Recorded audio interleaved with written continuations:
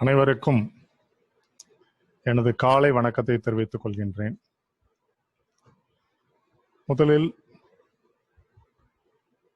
இந்த கூட்டத்தை, ஆன்லைன் கூட்டத்தை சிறப்பாக நடத்தி கொண்டிருக்கும் அமைப்பாளர்களுக்கும் என்னை இதில் பேச அழைத்தமைக்காகவும் எனது நன்றியை தெரிவித்துக் கொள்கின்றேன். ஹையர் எஜுகேஷனை பற்றி பேசணும்னு சொல்லியிருந்தாங்க, ஒரு 5 நிமிஷம். இன்றைய இந்த கல்விக் கொள்கை எல்லாரும் சொன்ன மாதிரி தான். பொதுவாக நீங்க படிச்சீங்கன்னா ரொம்ப ஜார்கன் வேர்ட்ஸ் இருக்கும், ரொம்ப ரிட்டரிக்கா எழுதியிருப்பாங்க எல்லா கொள்கைகளை பத்தி. இதை புரிஞ்சுக்கணும்னா இந்த ரீட் பிட்வீன் த லைன்ஸ், நம்ம அதை என்ன சொல்ல வர்றான்றதை நம்ம ஒரு கருத்தியல் ரீதியாக அதை பார்க்கணும். இந்த அல்தூசர் சொன்ன மாதிரி கல்வி என்பது அரசின் கருத்தியல் எந்திரமாக இருக்கிறது, ஸ்டேட் ஐடியாலஜிக்கல் அப்பரட்டஸ். அது என்ன பண்ணுதுன்னு அவர் சொல்வார்னா, பணம் மற்றும் அதிகாரத்தில் உள்ள உயர்வு தாழ்வுகளை நிலைப்படுத்துகின்ற வேலையை செய்கின்றது, ஃபர்ஸ்ட் ஃபங்க்ஷன். நம்பர் 2, முதலாளித்துவ பண்புகளை பொதுவான பண்புகள் போல் மனதில் பதிய வைக்கின்ற வேலையை செய்கின்றது என்று சொல்வார். கல்வி என்பது யார் கையில அதிகார மையம் இருக்கிறதோ அவர்கள் என்ன நினைக்கிறார்களோ அதை செய்வதற்கு ஒரு ஆயுதமாக பயன்படுகிறது. அந்த ஆங்கிள் இருந்து இதை நம்ம பார்க்கணும். இதுக்கு பின்னால ஒரு அஜெண்டா இருக்குன்றதை நம்ம புரிந்து கொள்ள வேண்டிய கட்டாயத்தில் இருக்கிறோம். பொதுவா ஹையர் எஜுகேஷன் பாத்தீங்கன்னா இன்னைக்கு இருக்கக்கூடிய நிலையை பற்றி கொஞ்சம் கூட கருத்தில் கொண்டு இந்த தேசிய கல்விக் கொள்கை ஏற்படுத்தப்பட்டதாக, எழுதியதாக தெரியவில்லை. இன்னைக்கு இந்தியா பூரா ஒரே கல்விக் கொள்கை என்பது சரியான விஷயம் இல்லை. ஏன்னா அதனுடைய அப்ஜெக்டிவா சொல்றது கூட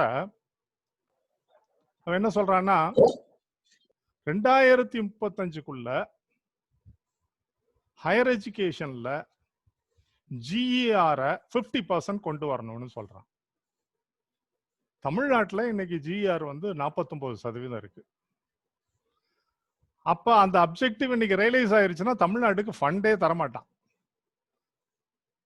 தமிழ்நாட்டில் பெரிய பெரிய ஃபண்ட்ஸ் தராததுக்கான வாய்ப்புகள் இருக்கு. இது யூனிஃபார்மா கல்விக் கொள்கை வர்றப்ப இது ஒரு சிக்கல் இருக்கும். முக்கியமாக கல்வி என்பது ஜவஹர்நேசன் சொன்ன மாதிரி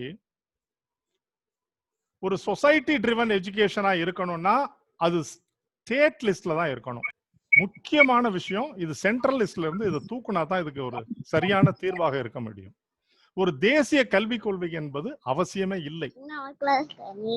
ஒவ்வொரு மாநிலமும் அங்கிருக்க பண்புகளுக்கு தகுந்தபடி, கூறுகளுக்கு தகுந்தபடி, புறச்சூழலுக்கு தகுந்தபடி கல்விக் கொள்கைகளை வகுப்பதுதான் சாலச் சிறந்ததாக இருக்கும். ஏன்னா இப்ப இந்த கொள்கை பல முரண்களை ஏற்படுத்தும். இந்த கல்விக் கொள்கையில பல விஷயங்கள் அவன் சொல்றான். நீங்க அதை படிச்சு பார்த்தீங்கன்னா ஆஹா ஓஹோன்ற மாதிரி வார்த்தைகளும் இதுவும் இருக்கும். அவன் என்ன சொல்றான்னா, 4th இண்டஸ்ட்ரியல் ரெவல்யூஷன் வரப்போகுது. 4th இண்டஸ்ட்ரியல் ரெவல்யூஷன் வரப்போகுதுன்னா என்ன அர்த்தம்னா, ஆர்டிபிஷியல் இன்டெலிஜென்ஸ் வரப்போகுது, ஆட்டானமஸ் கார்ஸ் வரப்போகுது, நிறைய ரோபோ வரப்போகுது, வேலை வாய்ப்புகள் குறையும் என்பதை மறைமுகமா அவன் சொல்றான். அப்ப என்ன பண்ணணும்? அதற்குரிய கல்வி கொடுக்க வேண்டும். அதை கொடுப்பதற்கு வொகேஷனல் எஜுகேஷன் அவன் மெயினா இம்பார்ட்டன்ஸ் கொடுக்கணும். வொகேஷனல் எஜுகேஷனுக்கு ஹையர் எஜுகேஷன்ல அதுக்கு முக்கியத்துவம் கொடுக்க வேண்டும். இந்த கல்விக் கொள்கையில வொகேஷனல் எஜுகேஷனை மாற்றாக கொண்டு வர வேண்டும். Liberal arts, liberal arts education.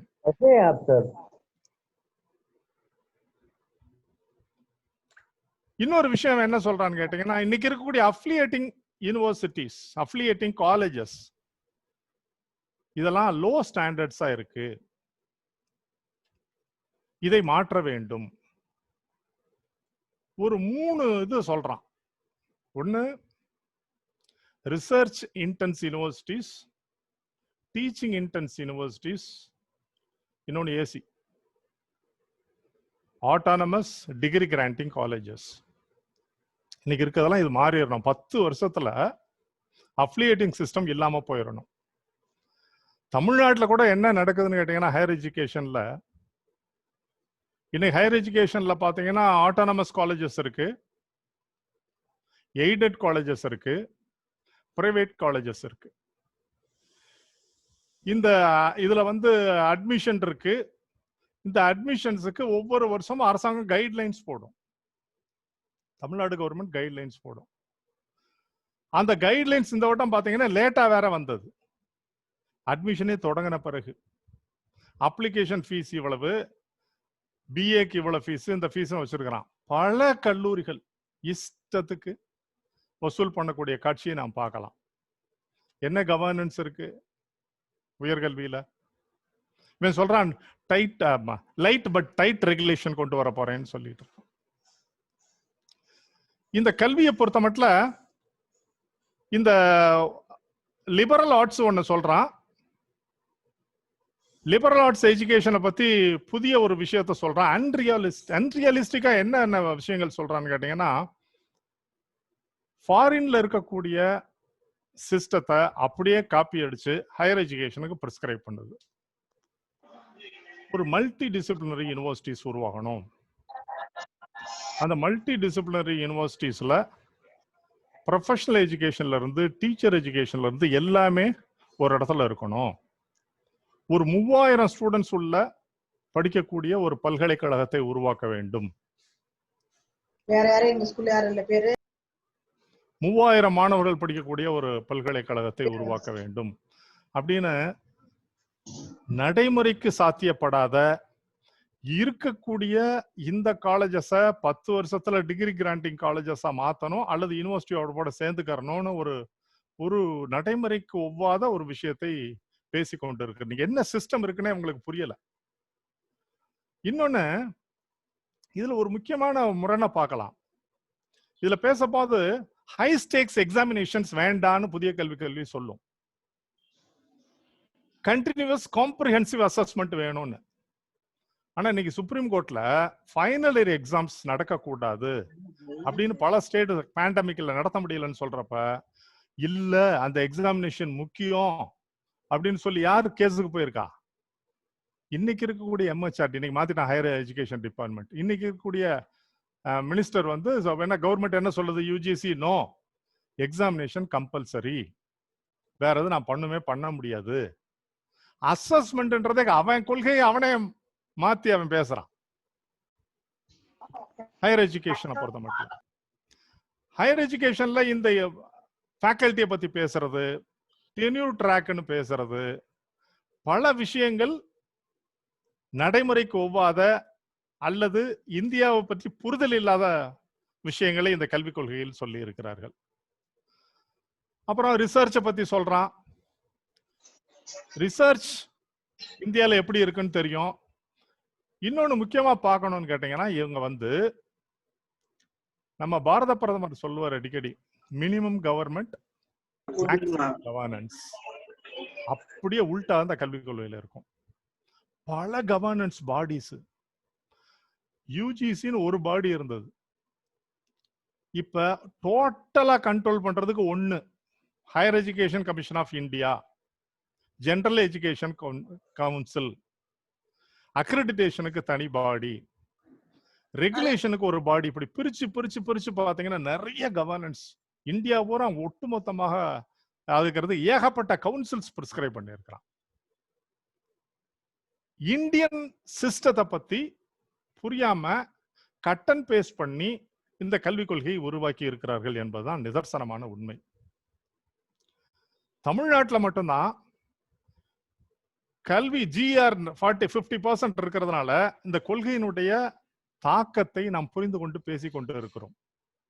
மற்ற மாநிலங்களோ எவ்வளவு தூரத்துக்கு அப்போசிஷன் இல்லை. இந்த கொள்கை எவ்வளவு தூரம் வடிவம் மாறப்போது அமல்படுத்த போறான்றதெல்லாம் நம்மளுக்கு தெரியாது. எவ்வளவு தூரத்துக்கு பண்ண போறான்றது தெரியல. ஒரு ஹிடன் அஜெண்டா வச்சிருக்காங்க. என்ன நினைக்கிறாங்கன்னு கேட்டீங்கன்னா,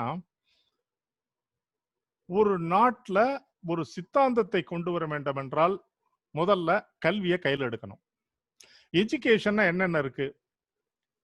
கண்டென்ட் இருக்கு, பெடகாஜி இருக்கு, அசஸ்மெண்ட் இருக்கு, ஸ்டூடெண்ட் சப்போர்ட் இருக்கு, கவர்னன்ஸ் இருக்கு. நான் டீச்சிங் ஸ்டாஃப் எல்லாம் பேச மாட்டான் இதுல, கொள்கைகள் அதை பத்தி எல்லாம் பேசுறது கிடையாது.